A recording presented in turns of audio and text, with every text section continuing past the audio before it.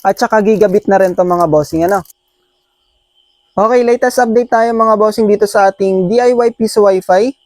Dahil nga maliit yung ating vending machine or yung ating box, okay, maraming mga master natin na nagsuggest na ilabas na lang natin lahat ng board at iwan na lang natin ay yung coin slot sa loob ng box. So ayan, ginawa natin mga bossing. In-extend lang natin yung mga wire. Bali tatlong wire lang yan mga bossing. Yung isa ay para sa coin slot, yung isa ay sa LED, at saka yung sa LED frame. Bali tatlo yan. Tapos dito mga boss madam, ayan, nilabas natin dito.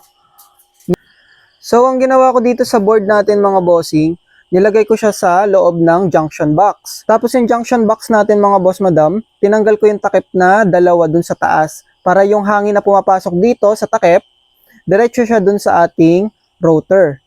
Okay mga bossing, naka-VLAN setup na nga pala tayo. Yung ating ginamit na switch dyan mga bossing, ito yung TP-Link, yung pinakamurang switch natin sa TP-Link. Pero mga bossing, bala ko sanang palitan yan. Ito ipapalit natin mga bossing, itong modem mga bossing, ano. Sa modem na to mga boss madam, nandito na lahat. Supported na nito yung lahat ng OLT, XPON, GPON, EPON, at saka gigabit na rin to mga bossing, ano. Sa mga naghahanap ng ganito mga bossing, ilalagay ko na lang sa comment section kung saan ko ito nabili. Napakamura lang neto. Bali, second hand nga pala to mga bossing, pero meron din naman silang brand new. Meron din sila na mga dual band, kung naghahanap kayo ng dual band.